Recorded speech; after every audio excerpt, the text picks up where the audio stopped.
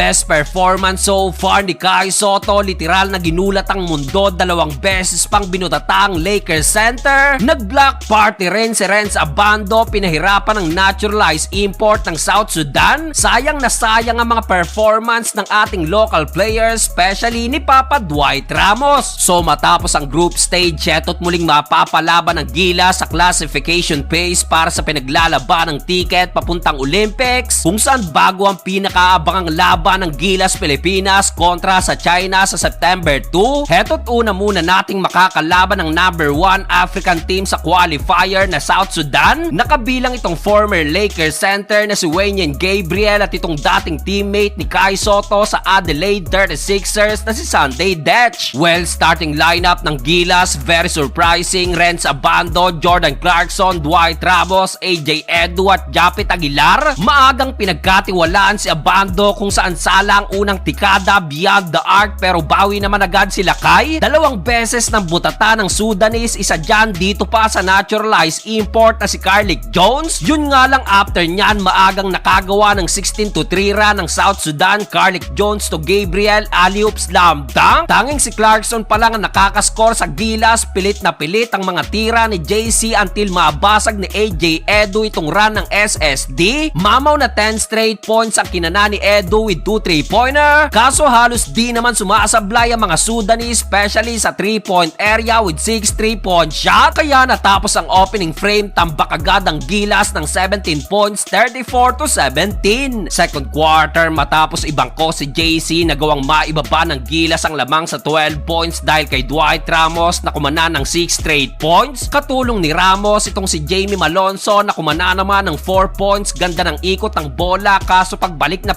ni JC, heto't lumobo na naman ang lamang ng South Sudan. Under 3 minutes mark, scary fall pang inabot ni Jamie Malonzo. Napakadelikadong bagsak nun at nauna pa ang kanyang likod. Daming turnover ng Gilas, butit nakapahabol pa ng wing 3-pointer si JC upang maibabang lamang sa 18 points sa pagtatapos ng first half, 51-33. Start of the third quarter, Papa Dwight Ramos, ginulat ang Sudanese sa kanyang sariling 8-0 run. Takeover mode si Ramos, 17 points na agad sa pagbubukas pa lang ng third period. Grabe rin si Abando sa mga hustle, pinapahirapan itong naturalized import ng South Sudan. Another fingertip, black shot pang kinana ni Abando, pangatlo na yan nila Kai. Finally, tumulong na rin si Kai Sotto sa depensa, 2 beses pinagmumug ng bola itong Lakers center na si Gabriel with back-to-back block shot. Dami pa ring pilit na tira ni JC, pero dito sa kanyang corner 3-point shot. Napangiti na si Clarkson kung saan 10